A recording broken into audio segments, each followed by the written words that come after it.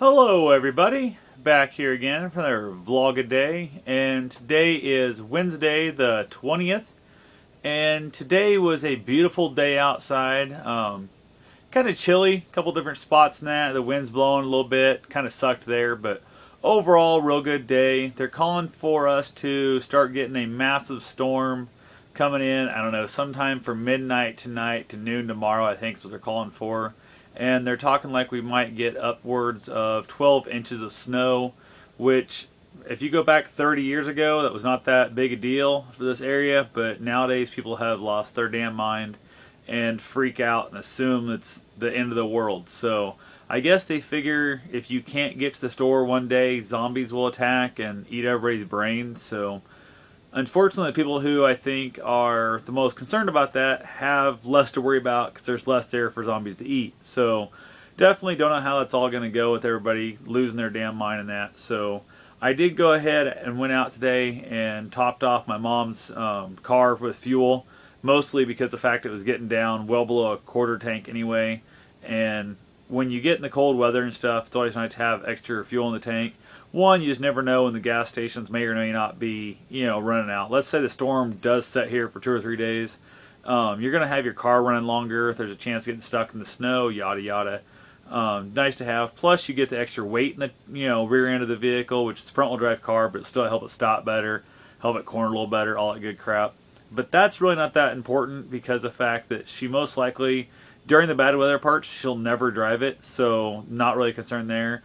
Mostly what I was after with filling up the tank is less likely to get condensation in it. So when you have a tank that's almost empty, you're more likely to draw moisture into the tank, hence more likely to freeze up the lines and so on and so forth. So definitely I was after it more for that process than I was anything else in the whole deal. So I also went ahead and took back my road bike I picked up from Walmart a month ago. Was never happy with it. I don't know, I seemed pretty excited at first. It kept throwing the chain off. It never seemed to want to really stay in gear. It just constantly felt like it was just on a constant slipping from gear, and then you'd have a freewheel moment when you're pedaling, your feet fall off the pegs, all that crap. I was never really pleased with it. Brakes weren't worth the damn, none of that kind of stuff. So, and I also, yesterday I went up and picked up that recumbent of mine, which is sitting over there right now on a trainer, so hopefully I'll like it when I get on the road. So far in the house here on the trainer, it's not been too bad, but we'll see what it does out on the road. It's got mirrors, it's got a couple things I'm going to like about it, I think, a lot. So the main thing I was excited about for today was I went ahead, and this is my third, technically it's third day of actual training. I had a rest day in there yesterday. I had my marathon training, and I ended up having an 8-mile run today, nonstop at a 11:22 pace.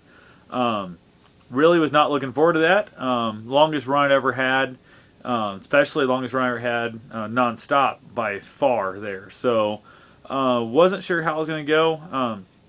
Had a few times my mind was giving up, but my body just kept telling myself to keep on pushing on, and I kept with it the whole time. So there was a spot at like the I don't know, about 58 minutes, I think, like that.